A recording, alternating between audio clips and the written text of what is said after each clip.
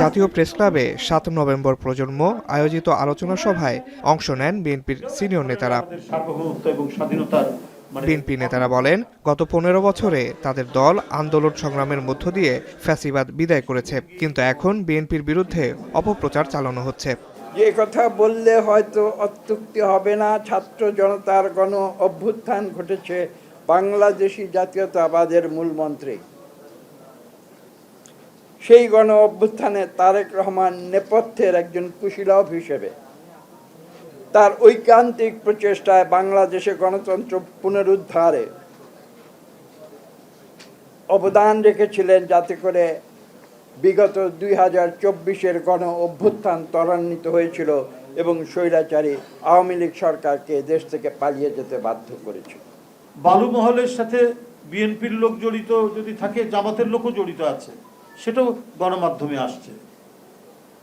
গণমাধ্যমে যে আসছে না তারা সেটাও আসছে, কিন্তু সেটা বেশি ফলাও করে প্রচার করছে না।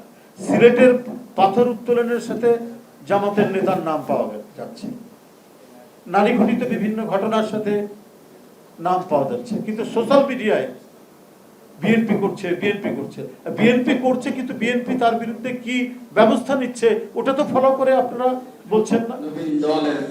জাতীয় প্রেস ক্লাবে আরেক অনুষ্ঠানে বিএনপি চেয়ারপারসনের উপদেষ্টা জয়নুল আবদিন ফারুক বলেন, পিআর ইস্যুতে একটি পক্ষ আবারও ফ্যাসিবাদ কায়েম করতে চায়। এ পদ্ধতিতে নির্বাচন হলে মানুষ তা প্রত্যাখ্যান করবে বলেও মন্তব্য করেন তিনি।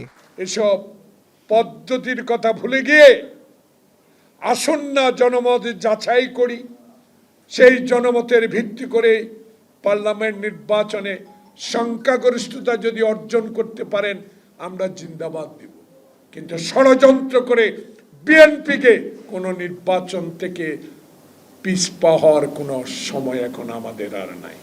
আবারও এই ইউনূস সাহেবের আমলে এই নির্বাচনের সময় ঐক্য বিনিষ্ট করে ফ্যাসিবাদকে আনার আবার একটি ষড়যন্ত্র করেন, দোষারোপ আপনাদের ঘাড়ে যাবে।